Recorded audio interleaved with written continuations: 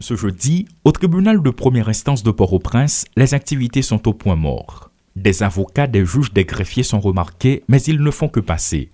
Les salles d'audience sont vides et certaines personnalités qui fréquentent l'espace assez souvent discutent entre elles.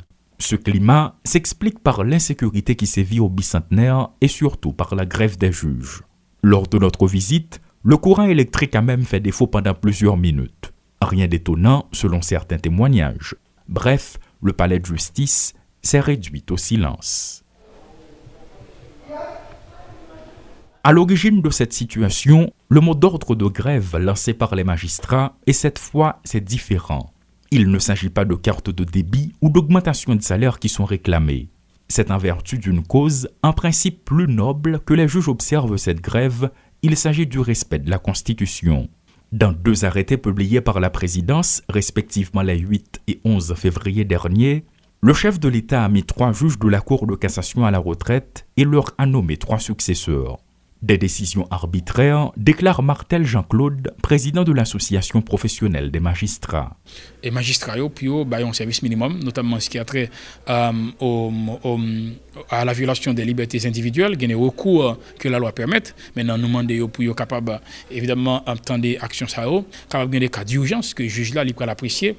Est-ce que le justiciable là, il pas qu'attendre une nécessité? Maintenant, le juge là, peut l'apprécier. Dans la mesure où il y a une urgence, mais nous exhortons pour être capable de une réponse à justiciable, même si nous en grève. Si les 3 nouveaux juges nommés par l'exécutif acceptent de siéger à la Cour de cassation, ce sera un acte de trahison, poursuit l'homme de loi.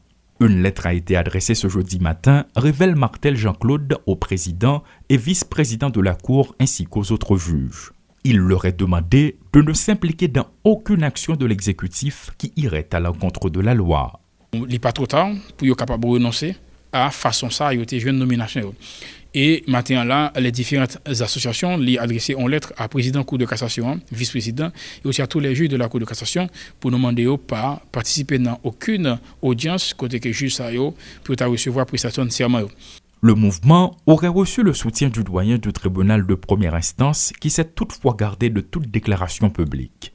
Ces hommes de loi rencontrés dans l'espace du tribunal estiment que personne ne peut mettre fin au mandat d'un juge de la Cour de cassation et ainsi bafouer les valeurs qu'il représente. Moi-même, moi fais corps avec grève ça que nous avons observé au niveau tribunal là parce que ça c'est une insulte à la magistrature suprême.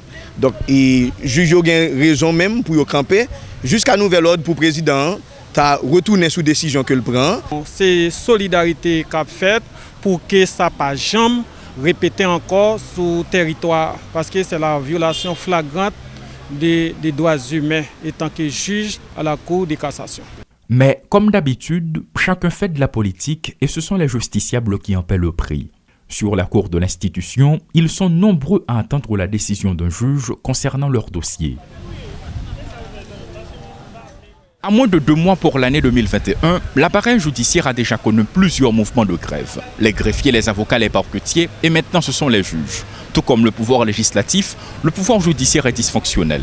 Seul le pouvoir exécutif détient toutes les manettes en main. Pourtant, les services de nombreuses institutions étatiques du pays sont paralysés dans un contexte où le président de la République n'a jamais manqué l'occasion d'affirmer qu'il est le garant de la bonne marche des institutions.